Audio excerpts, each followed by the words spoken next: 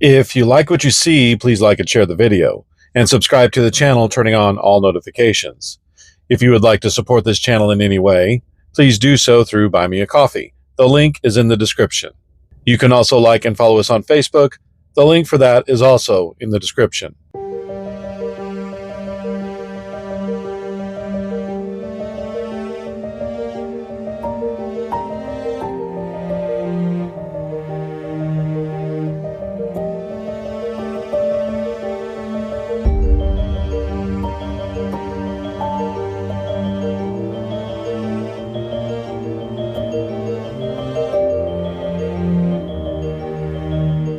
There has been an uptick on YouTube of videos about Christian Zionism. This is because of the volatile situation in the Middle East and the role Christian Zionism plays and has played for the last several decades. The political power Christian Zionists have in American politics is formidable. It is culpable in the disaster Zionism has brought to that region of the world, and it is leading us into World War III. But first, what is Christian Zionism? Simply put, Christian Zionism is the idea that the region of the Middle East given to the Hebrews in the Old Testament belongs to the Jewish people. Zionism has been fulfilled with the establishment of the modern state of Israel. Now, I want to make a few things clear. This video has nothing to do with the Jewish people as a whole. Not all Jews are Zionists. In fact, in the early days, most Orthodox religious Jews were against Zionism, and not all Zionists are Jewish. Nor is this video making the claim that the modern state of Israel should not exist. In my opinion, Israel has as much of a right to exist as any other nation today. Yes, regardless of how it came about, i.e. the fact that they displaced a lot of people. Not because I think Israel can do no wrong, as many Christian Zionists believe, but rather because every nation today came into existence by displacing the people who were already there. The United States, Canada, and all the Central and South American countries displaced the Native Americans. All of Western Europe came about because the Germanic tribes, not necessarily the Germans, displaced the natives in those lands. And let's talk about Spain. The Christian Goths were conquered and driven out of what is now modern-day Spain, and then 800 years later, the newly formed Kingdom of Spain reconquered that area, driving out the Muslims, giving us Spain as we know it today geographically. That's a fairly good comparison to Israel, I think. I'm not saying it's right. I'm saying Israel has as much of a right to exist as all these other nations that no one says shouldn't exist. So this is not a criticism of the Jewish people or Israel's existence.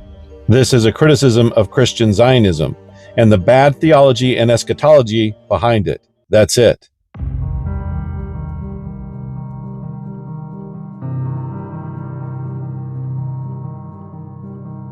Now, we are talking about Protestants, and since Protestants can't agree on anything, there are variations. Since it would be impossible to cover every single iteration, I'm going to give the basics. Also, realize that not all Protestants believe this. This is typically your Southern Baptists and Pentecostals and Assemblies of God types, but not all of them believe it. And there are Christians in other denominations that don't necessarily teach Christian Zionism, as well as Catholics who do believe it. And there's a reason for that, which I will get into. The basic theology behind Christian Zionism is this: the references in the Bible to the New Israel and the New Jerusalem that in reality refer to the Catholic Church are predicting that the Jewish people will return to the promised land shortly before the end of time, and that this is God's will. And for many Christian Zionists, it stops there. They don't go any further down the rabbit hole.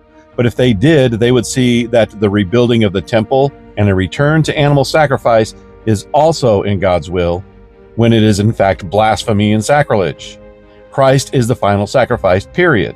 There's a reason the temple was destroyed and has not been rebuilt, though it was attempted several times throughout the centuries. Now, it may be that the temple will be rebuilt. 2 Thessalonians 2:4 says this: He, the Antichrist, will oppose and will exalt himself over everything that is called God or is worshipped, so that he sets himself up in God's temple, proclaiming himself to be God. But Christians should have nothing to do with the rebuilding of the temple, and they certainly should give no money to that project. Besides, the temple of God referred to in 2 Thessalonians could be referring to the Vatican. And it may even be prophesied that the Jewish people will return to Israel. Luke 21:24 says, "They will fall by the edge of the sword, and be led captive among all nations, and Jerusalem will be trodden down by the Gentiles until the time of the Gentiles is fulfilled. But that doesn't necessarily mean it's a good thing or something Christians should be involved in. Besides, in the Bible, the use of the word until doesn't necessarily mean the situation changes. Example, Matthew 22:44. The Lord said to my Lord, sit at my right hand until I put your enemies under your feet. Are you telling me that because the word until was used here, there will be a time when Jesus will no longer be seated at the right hand of the Father?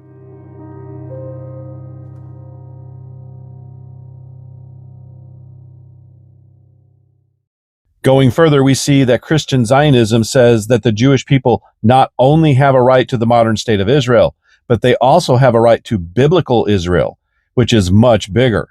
Here's the modern state of Israel. Here's biblical Israel. Christian Zionism says that Israel has a right to these lands and they can take them by force, just like in the Old Testament.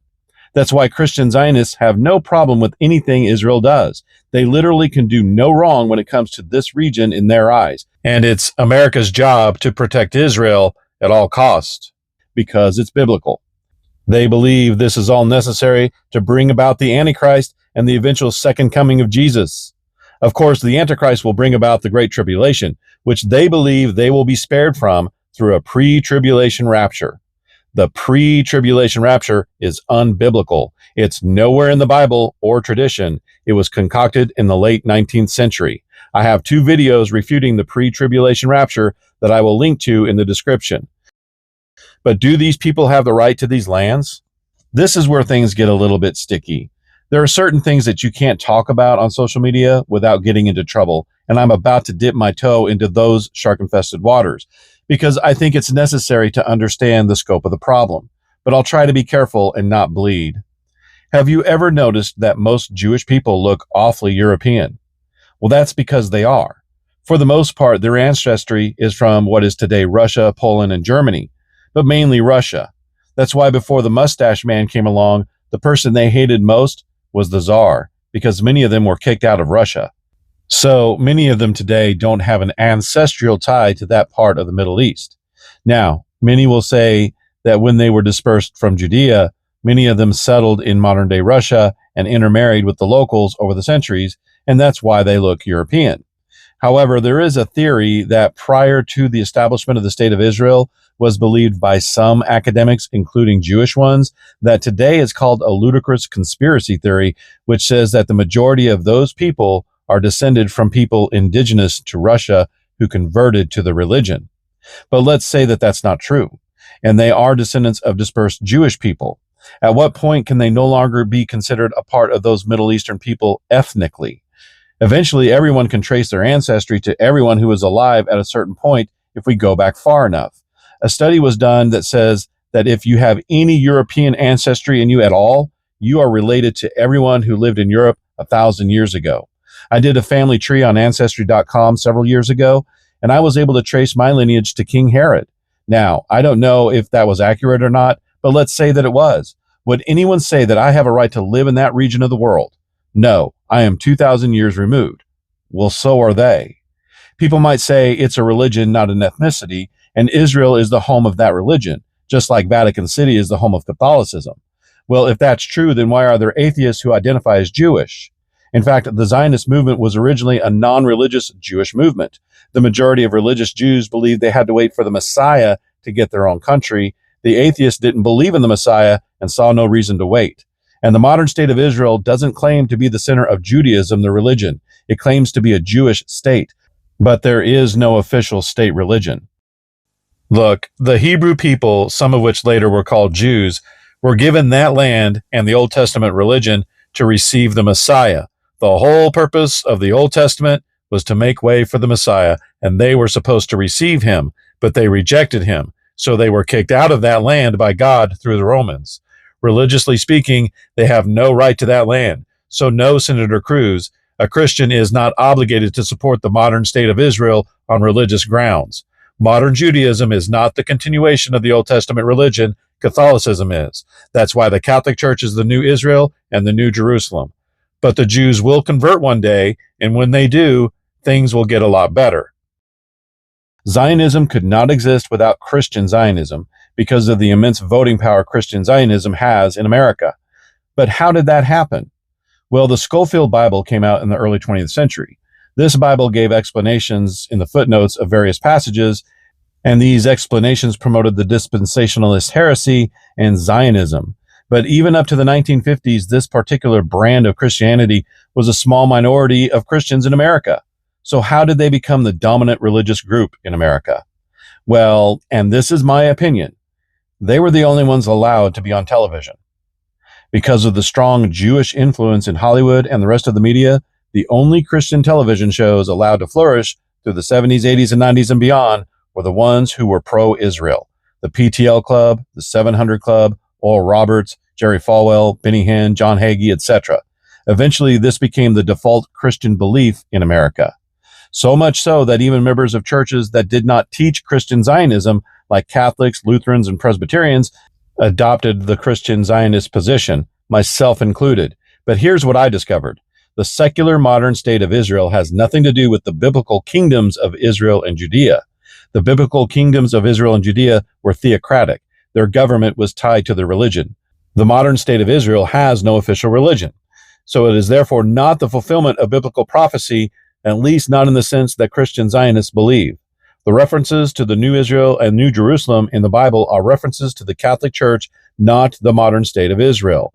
But since Protestants refused to accept that, they were forced to find an alternative interpretation. And this one has caused a lot of damage in that region of the world to become very unstable, and we are about to enter World War III as a result. Israel has done some pretty horrible things over the decades. I'm not going to get into that. They aren't the only nation to do horrible things. I understand that. And to be fair, they are surrounded by nations that hate them, want them out of the region, and attack them. But also, to be fair, it's because they took the land. And many times when Israel strikes, they say it's because they received intelligence of a pending attack on them. In other words, Israel attacks preemptively.